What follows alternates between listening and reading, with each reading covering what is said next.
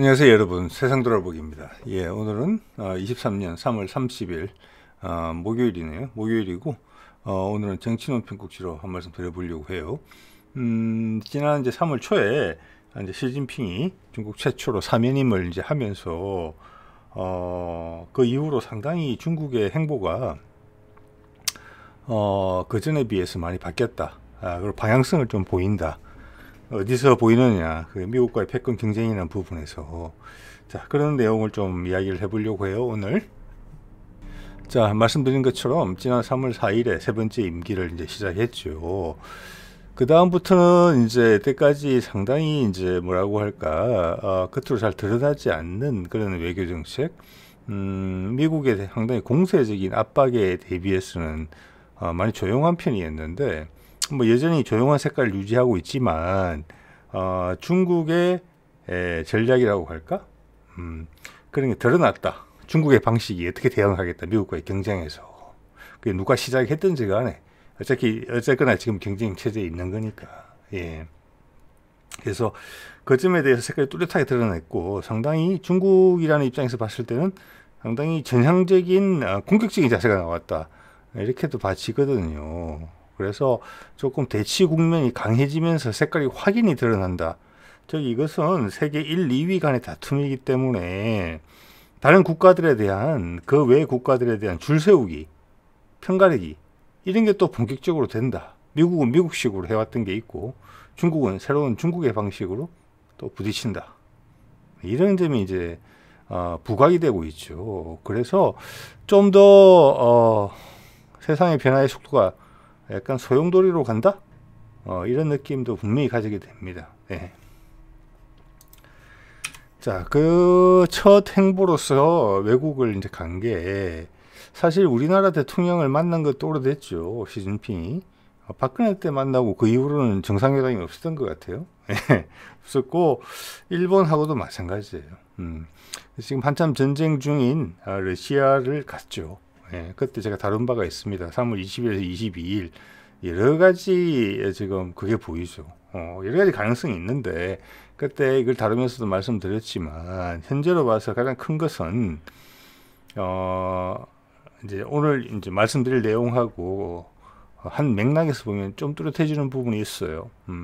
뭐냐면은, 중국은 일단 국가가 되더라도 미국과는 다른 방식으로 세상을 경영할 것이다. 그게 뭐냐, 외교적으로, 평화적으로, 서로를 존중하는 패러다임 위에서 하겠다. 그게 제스처든 본심이든 그런 방향으로 지금 진행이 되고 있는 거예요. 그래서 지금 이것도 중재를 하겠다는 거죠. 미국과 러시아가 싸우고 있는데 양쪽의 의견을 다 들어보고 더 문제가 커질 수가 있으니까 중재를 하겠다. 이런 제스처란 말이에요. 그게 상당히 미국한테는 좀 어떻게 보면 부담스럽죠. 예. 미국의 입장에서는 강대강으로 나오는 게 미국의 스타일에는 맞거든요. 서구적인 입장에서는. 그런데 지금 일단은 시진핑이 택한 방식은 상당히 동양적인 방법을 택했다. 이렇게 볼 수 있고, 자, 이걸 시발점으로 해서 아주 짧은 시간 내에 많은 일이 있어요. 많은 일이 발생하게 됩니다.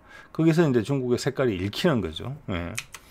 자, 그 다음 이거죠. 이게 이제 요 다음에 바로 발생한 일인데, 이란과 사우디 철천지 원수죠.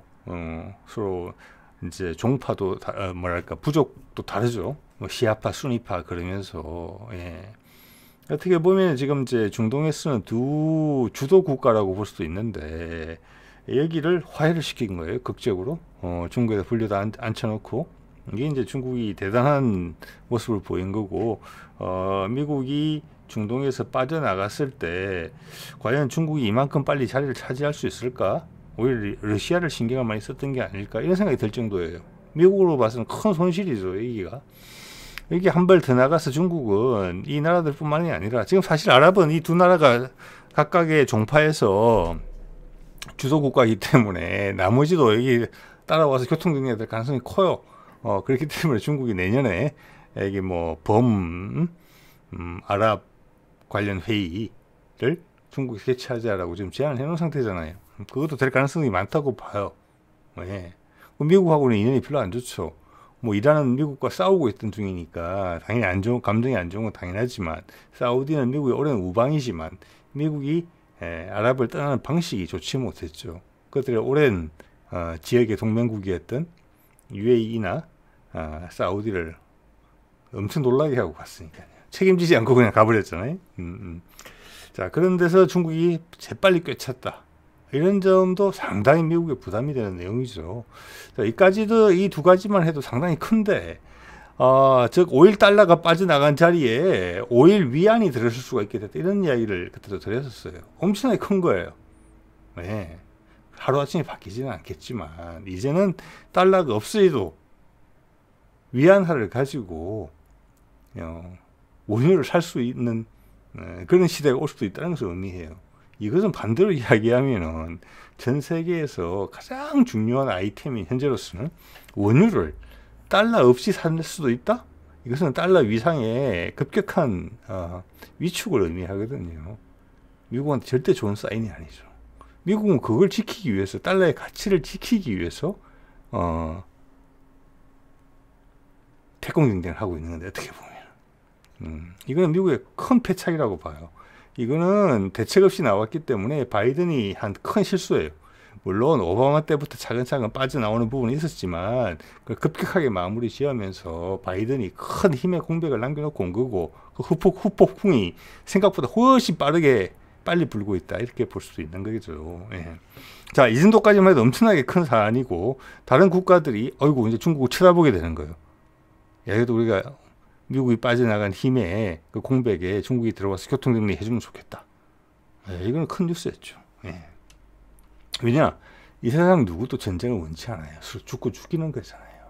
그게 다 경제적 데미지까지 했어요. 맞죠? 예. 수십 년간 싸워온 게 잿더미가 돼요. 그런데 옆에서 더 큰 힘을 가진 자가 가운데서 조정을 안 해주면 싸울 수밖에 없는 경우가 많아요. 물론 그 큰 힘들이 싸움을 부추기기도 하죠. 자기들의 이해관계를 위해서. 싸우기 싫어도 싸워야 되는 경우가 있죠. 그런 전쟁은 아주 많아요. 그렇기 때문에 이번 중국이 불가피한 싸움을 말리는 그런 모습을 보였기 때문에 이건 대단한 거예요. 네, 플러스 원이 아니고 마이너스 원까지 배제한 거니까 이건 더하기 2, 더하기 3, 더하기 4 이렇게 올라가는 게 상승 효과까지 난 거예요. 큰 의미가 있는 사안이라고 봅니다. 외교적으로. 서구 언론에서 그 의미를 짚어주질 않아서 그렇지. 예. 자, 그러던 와중에 이게 어젠가 3월 26일이네요. 이런 일이 또 터졌어요. 온두라스는 큰 나라는 아닙니다. 중미에 있는 나라예요. 중미에 있는 나라인데 중국과 국교를 맺었어요. 그리고 뭐 그때 대통령이 다음 달 중국을 아마 방문할 것으로 보이는데, 맥락이 쭉 갔죠. 지금 중국이 상당히 적극적인 행보를 보인다. 그리고 그들의 방향대로 이래 갖고 영토를 하나 넓히는 거예요. 중미는 원래부터 미국이 워낙 수석거려 나가지고 중미와 남미는 반미의 색채가 엄청나게 강한 곳이에요. 함부로 손을 못 대요. 그나마 가까운 멕시코는 이민 문제로 항상 또 미국을 괴롭히죠. 그러니까 미국은 뒷마당이 엄청나게 어수선한 곳이에요. 손을 거의 뗀 상태예요. 물론 본인들이 초래한 게 대부분이지만. 자, 온두라스가 중국과 국교를 맺기 위해서 뭘 했느냐, 그게 중요해요. 타이완하고 단교를 했어요. 그래서 대만이 지금 수교하고 있는 나라가 13개 나라로 줄어들었다고 해요. 여러분, 우리나라도 대만과 국교가 없는 거 아시죠? 예, 없습니다. 옛날에 중국과 수교를 하기 위해서 대만과 단교를 했습니다. 아직도 단교한 상태예요. 그게 하나 더 줄어든 거예요. 이 타이밍에 이런 일이 발생한 거죠. 즉, 뭐 2년, 3년 안에 중국이 타이완을 공격할 것이다. 그런 게 미국의 요즘 제기하는 주장이에요. 내부에서, 군부에서, 정치권에서. 근데 온두라스는 아니야, 나 중국 편. 이때 딱 결정한 거거든요. 분명히 이 고르는 타이밍이, 언제 이 발표를 하느냐는 타이밍, 이거는 오랫동안 서로 양쪽 간에 협의를 했던 내용이란 말이에요. 그렇겠죠, 당연히. 그래서 이때를 시간을 잡았다는 거, 이 시점을 선택했다는 것은 중국의 의도가 반영이 됐다, 이렇게 봐야 돼요. 네. 자, 여기가 이제 온두라스라는 곳이 위치한 곳이고, 위에는 과테말라고, 그 위로는 멕시코고, 그 밑에 니카라구아고, 코스타리카, 파나마, 오른쪽 위로는 쿠바 이런 게 있죠. 푸에르토리코, 도미니카 공화국 뭐 이런 데인데, 여기가 이제 넘어간 것인데, 미국은 이 부분에 대해 상당히 골치 아파하고 있는 나라들이에요, 여기에. 그런데 대안이 별로 없었죠. 그런데 이때 2021년 문재인 정부에서 워싱턴을 방문해서 그때 바이든 정상회담을 했을 때 그 정상회담 공동 성명에 이런 내용이 나와요. 자, 이 빨간 줄 그은 부분만 읽어볼게요. 뭐 앞뒤 맥락을 다 보면 좋겠지만 어차피 공동 성명이라는 게 맥락이 있는 게 아니고 사안별로 이야기하는 거니까 그냥 사실관계에 가까운 부분이다. 이 독립적으로 이렇게 보셔도 무방할 겁니다. 한국은 2021년에서 24년간 중미 북부, 이게 중요합니다. 중미 북부 삼각지대 국가와의 여기에 딱 온두라스 들어가는 나라라고 봐야 돼요. 예. 중미 북부죠. 멕시코는 아니에요. 멕시코 밑에가 니카라구아, 뭐 온두라스, 파나마 이렇잖아요. 거기를 이야기하는 거예요. 국가와의 개발 협력에 대한 재정적 기여를 2.2억 불로 증가시킬 것을 약속했다. 한국은. 또한 미국은 이 부분이 엄청나게 중요해요. 미국의 내심이 드러나는 부분이에요. 라틴 아메리카, 카리브해 지역, 같은 지역을 이야기하는 거예요, 지금. 지역 내 국가들과 디지털 녹색 협력 등 협력을 확대한다는 한국의 이니셔티브로 반영하였다.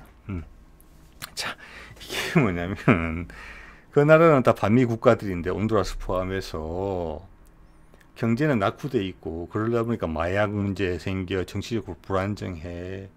그래서 결국에는 그게, 미국 이민 문제로 넘어가는 거잖아요. 막 멕시코를 거쳐서 올라오는 거잖아요. 그래서 그 문제가 너무나 머리 아프고 트럼프 때는 그게 뭐 남쪽 국경선에 장벽을 치자 뭐 이런 이야기까지 나왔었잖아요. 거기에서 한국의 이미지로서 한국의 발전 방향, 모범적인 사례를 가지고 돈도 좀 태워서 중미 국가들한테 이렇게 해보자라고 새로 방향을 제시할 수 있는 나라로 한국이 좀 나서주면 엄청나게 좋겠다. 이 이야기를 한 거예요, 지금 이게. 왜냐? 미국이 말하면 믿지도 않죠, 당연히. 그리고 대안도 없고, 한국의 모범 사례를 가져가면 되겠다. 디지털. 예? 조그만 나라들이에요, 디지털. 4차 산업 이야기하는 거죠. 녹색협력, 4차 산업. 거기, 뭐, 코스타리카 같은 경우에는, 뭐, 지구 전체적인 어떻게 보면 자연유산 지역 같은 곳이죠. 거기도 해안부터 높은 고산 지역까지 다 있는. 자, 그래서 그런 모델로 삼아줬으면 좋겠다라고 했던 지역인데 결국 온두라스가 중국으로 넘어갔다. 이렇게 볼 수 있는 부분이에요. 네. 그래서 이거는 미국도 그렇고 심지어 우리도 외교가에서 이 부분에 대해서 미국이 한국이 역할을 해줬으면 좋겠다. 미국은 너무나 골치 아프다. 라고 했던 부분인데 중국이 싹 채갔다는 거죠. 네. 대만을 버리고 이 타이밍에 그냥 가도 되는데 가장 미국이 아파할 수 있는 타이밍에 싹 빼갔다는 거죠. 그겁니다. 예. 그것도 지금 차이잉원 대만 총통이 지금 미국을 방문하게 돼 있죠. 그것도 비공식적 자격으로. 왜냐, 둘이 미국하고 대만하고 공식 국교가 없기 때문에 사적인 방문인 것으로 해서 가게 돼 있어요. 요 타이밍에 딱 앞서서 요걸 한 거예요. 하루 이틀 앞에. 이게 시간 조절을 했다. 이렇게밖에 볼 수 없는 내용이죠. 가장 상대방한테 타격을 줄 수 있는 시간을 골랐다. 이렇게 봐집니다. 게다가 3월 27일 또 며칠 전에는 이 그림 속에 보이는 마잉주라고 예전에 대만 총통을 2차례 연속으로 했던 사람이에요. 여기가 중국을 방문했어요. 지금 방문 중일 거예요. 3일 정도 방문하는 것으로 알고 있는데 오늘까지 아마 방문하는 것 같아요. 이 사람은 예전에 총통을 2번 했어요. 2008년부터 2016년까지 12대 13대를 했는데 여기는 미국하고 비슷해요. 임기가 4년이고 2번까지만 할 수 있어요. 그러니까 8년을 한 거예요, 여기. 이 다음에 차이 잉원이 지금 민진당이거든요. 민주진보당이고 마잉주는 국민당이에요. 장개석의 국민당이에요. 거기하고 민주진보당은 색깔이 완전히 다르죠. 국민당은 중국 본토와의 관계에 상당히 유화적이고 민주진보당은 대만의 독립에 더 무게를 주는 곳이고 그래서 미국하고 지금 코드가 맞는 거죠. 자, 그런 상황인데 지금 국회 의석도 민진당이 좀 많은 것 같아요. 아는데, 그리고 마잉주가 관계에서 되게 눈에 띄는 일이긴 하지만, 그렇다고 해서 국민당의 소속의 사람들이, 주요 인사들이 중국을 방문 전혀 안 하다가 이 사람이 탁 눈에 띄게 한 거, 그런 건 아니에요. 아닌 것 같아요. 이 사람들의 방문은 왔다 갔다 있어요. 그런데 전 총통인 사람이 방문했죠. 그리고 예전에 홍콩인가 제3지역에서 시진핑과 정상회담까지 했던 사람이에요. 그렇지만 이것도 타이밍이죠. 네. 자, 차이잉원이 아까 말씀드린 것처럼 미국으로 가려는 그 타이밍에 이 사람을 중국에서 만난 거죠. 그리고 차이잉원도 2016년부터 총통 임기를 하고 있는데 한번 연임에 성공을 했습니다. 그래서 내년 5월에 임기가 만료돼요. 그리고 더 이상 할 수 없어요. 왜냐하면 두 번째이기 때문에. 그래서 당장 금년 말부터 대만에는 이 선거 발언이 불게 돼 있어요. 그래서 그게 다 미국도 그렇고 중국도 그렇고 영향력을 미치고 싶겠죠. 네. 아무리 미국과 중국이 이쪽으로 저쪽 이야기를 하지만 대만 사람들의 의사가 사실은 제일 중요한 거거든요. 어떻게 보면 그 결정이 금년 말부터 모양이 잡혀간단 말이에요. 거기에 미국도 영향을 미치고, 그래서 차이잉원이 미국을 가는 것이고 지금 보이는 마잉주는 중국을 간 것입니다. 여기서 어떤 힘겨루기가 이렇게 진행되고 있다. 대만 정치에 개입하기 위해서 이렇게 볼 수 있는 여지가 분명히 많아요. 자, 그리고 오늘의 이제 핵심 주제죠. 브라질이 깜짝 놀랄 만한 기사를 이제 쏟아냈죠. 오늘 나온 기사예요. 브라질은 세계 10위 정도의 경제 규모를 가진 나라예요. 우리랑 비슷해요. 무역액은 아마 우리가 많을 거예요. 전체 GDP라는 것도 얼마나 신뢰할 수 있는지는 모르겠지만, 거기는 스냅샷만 있는 거죠. 이게 오르막에 있는지 내리막에 있는지 이런 거는 전혀 언급이 안 돼 있는 거잖아요. 그래도 그 자료밖에 없으니까 일단 그 이야기를 그걸로 기준으로 삼아 보면 우리하고 경제 규모는 비슷한 나라예요. 우리도 한 10위권이지만 무역액 기준으로 보면 우리가 순위에 더 올라가요. 10위 내로 훌쩍 올라갈 거예요. 그만큼 우리는 무역에 이제 많이 기대고 있는 것인데, 그게 나쁜 것이냐? 저는 그렇게 보진 않아요. 무역이라는 것은 그 나라가 그만큼 활발하다는 거예요. 그리고 그 나라의 가치가 살아있다는 거예요. 죽은 자산을 가지고 GDP 계산하는 게 아니라는 거예요. 그것도 일장일단이 있겠죠. 같이 봐야 될 거라고 봅니다. 어쨌거나 그런 상당히 규모가 있는 브라질이라는 나라가 남미의 주도국이죠. 당연히 미국하고 사이비로 안 좋습니다. 여기도. 여기가 중국하고 무슨 약속을 하느냐면, 중국하고 브라질이 앞으로의 거래에서, 무역 거래에 있어가지고 달러를 안 쓰고, 이때까지 달러를 썼다는 겁니다. 달러를 안 쓰고 중국의 위안화를 쓰겠다, 이렇게 결정한 거예요. 이것도 이 타이밍에 엄청난 우군이 중국 속에 붙은 거예요. 미국은 달러라고 해야 되겠네요. 달러는 세계 10위 정도의 규모의 국가가 그들의 수출입 무역의 상당 부분을 차지하는 중국은 현재 세계 제1의 무역국입니다. GDP는 지금 IMS 기준으로 미국보다 뒤처진 2위인지는 모르겠지만 무역액은 전 세계 1위입니다. 거기서 달러는 그만큼 자리를 또 잃어버린 거예요. 자, 위안화로 거래를 했다는 게 얼마나 큰 의미가 있는 거 하니, 자, 브라질 미국과 사이 안 좋습니다. 그래도 기축통화가 달러고, 그래도 어디 가도 달러는 다 통용이 되니까 이 세상에서 미운 미국이지만 달러를 쓰는 거죠. 근데 이번에 이제 위안화를 선택했다는 것은 이런 거예요. 브라질 정부 입장에서 생각하면 좀 극단적인 사례이긴 하지만 땅도 크고 뭐 여러 가지 자산이 많잖아요. 근데 나라가 망하게 됐어요. 무슨 이유에선가. 그래서 옆 나라인 아르헨티나로 정부가 이동을 하면서 임시정부를 세우면서 처분 가능한 자산들을 처분을 하려고 해요. 그럼 브라질을 망하게 되는 거니까. 그래서 권토 중래를 곱씹으면서 내가 지금 처분 가능한 자산을 브라질은 망하게 될 거니까 브라질 돈으로 레알 환가 뭐 그렇죠. 그 돈을 갖고 있으면 아무 소용이 없죠. 다 종이 쪼가리 되는 거니까. 나라가 망하는데 그 돈의 가치가 있습니까? 없죠. 그러면 일단 금으로 바꾸려고 할 테고, 그게 여의치 않으면은 세계에서 어디 가도 써먹을 수 있는 화폐. 내가 다시 브라질을 되찾았을 때 우리 수도 다시 건설하고 뭐 발전소도 만들고 써야 될 돈, 그 돈을 달러로 바꿀 것이냐, 위안화로 바꿀 것이냐. 여기에서 위안화한테도 한 표를 줬다는 거예요, 지금. 물론 위안화만 가지고 있지는 않겠지만. 자, 그런 내용이에요. 그러니까 이것은 상당히 큰 사안이다. 달러에 대한 큰 타격이고, 미국에 대한 큰 타격이고, 이게 지금 눈등이 불리는 거랑 비슷하거든요. 지금 중국이 하는 것이. 자, 여기다가 중동이 전부다. 그래? 달러도 써도 되고, 우리한테 석유 살려면, 이렇게, 달러 안 돼. 이렇게 하지는 않겠죠. 그건 외교 분쟁이죠. 달러만 되는 게 아니고, 위안화도 돼. 이렇게 이야기하면은 엄청나게 달라지는 거예요. 좀 그럴 가능성이 열려 있거든요. 지금 중국이 브라질에서 한 것을 봤을 때. 그래서 제가 눈등이 굴린다는 이야기를 하는 겁니다. 위안화가 눈등이처럼 굴러갈 수가 있어요. 그러면 달러의 지위가 기하급수적으로 위축될 수가 있어요. 이건 엄청나게 큰 문제예요. 전 세계에 엄청난 빚을 지고 있잖아요. 안 갚아도 되는 빚이라고 미국 사람들 생각하는.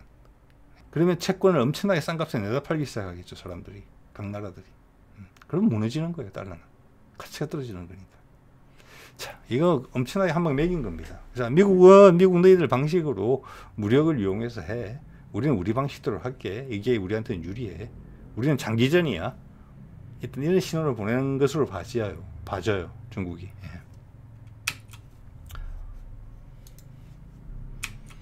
자, 브라질 경제 규모 보겠습니다. 세계 10위 정도 되죠. 우리랑 비슷하다고 보시면 돼요.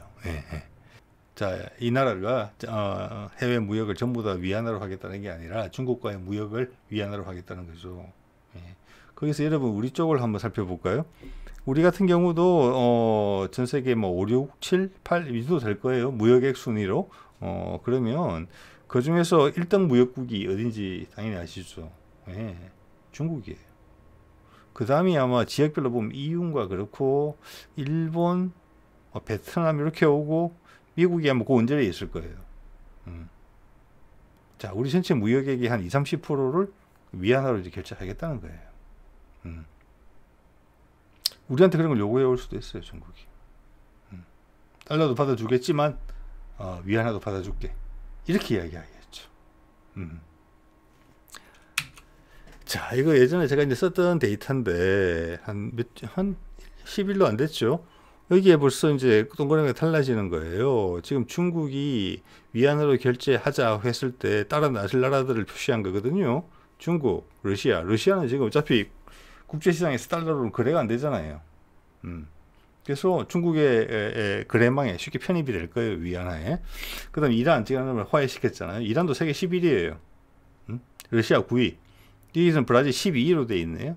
뭐 10위나 12위나 브라질에 들어가게 된 것이고, 뭐 가장 먼저. 사우디가 18위에요. 들어갈 수 있어요. 중동에, 여기서는 이 리스트에 들어있지 않지만, 중동에서 원유 팔아서 먹고 사는 나라들, 여기에 올라탈 수 있습니다. 그래서 눈등이 불린다라는 표현을 쓴 거예요. 그렇게 하자라고 중국이 준비됐다고 생각하고 하자라고 밀어붙이면 그렇게 될 수도 있다는 이야기입니다. 거기다 제가 프랑스하고 스페인을 지금 빨간 점선으로 동그라미를 칠했는데 그게 뭔고 하니 지금 보니까 내달 4월달 5월달에 스페인 총리 프랑스 마크롱이 지금 중국을 방문하게 돼 있어요. EU의 고급 간부도 가게 돼 있어요. 자, 뭐 별거 없을 수도 있어요. 별거 없을 수도 있는데 지금 이런 맥락에서 움직이고 있다고 봐져요. 중국이 지금 외교적으로 뭔가 움직일 때는 항상 단일한 목표를 가지고 움직이거든요. 그런 거예요. 이게 가속화될 수 있다는 것이죠. 이게 중국의 전쟁인 거죠. 이 중국 방식의 전쟁인 거죠. 미국에 대해서. 패권 경쟁이죠, 이게. 자, 그래서 이거는 이제 유로뉴스라는 저기 인터넷에서 나온 기사인데 작년 8월인데 이 제목을 상당히 도발적인 제목을 뽑아놨죠. 기축통화로서의 달러 위상이 흔들리나. 이런 내용이에요. 자, 이런 것들이 전쟁을 통해서 상대방한테 뭐랄까 무역 제재를 가함으로써 달러가 약해지는 희한한 모순이 생기고 있어요. 자, 거기 가장 큰 게 러시아죠. 러시아하고 거래를 할 때 달러로 거래를 못하게 하니까 러시아가 말라 죽을 것 같았는데 러시아는 다른 출구를 찾아서 달러가 아닌 다른 통화 수단으로 거래할 수 있는 나라들과 거래를 해버리는 거예요. 그래서 결과적으로는 달러로서 거래되는 금액이 줄어드는 거예요. 이번에 지금 오늘 쭉 말씀드린 이런 행보는, 중국의 행보는 그것을 가속화시킬 수가 있어요. 남을 꼼짝 못하게 하려고 택했던 수단이 족쇄가 자기 자신의 발에 족쇄가 되는 거예요. 우리 쉬운 말로 그런 말을 하죠. 제발 뜯는다고. 그런 효과가 있는 거예요, 지금 이게. 예. 그래서 이 기사도 조심스럽지만 이런 이야기를 하고 있어요. 앞으로 통화가 이원화될 가능성이 있겠다. 기축 통화가 이원화된다는 이야기를 하는 거예요.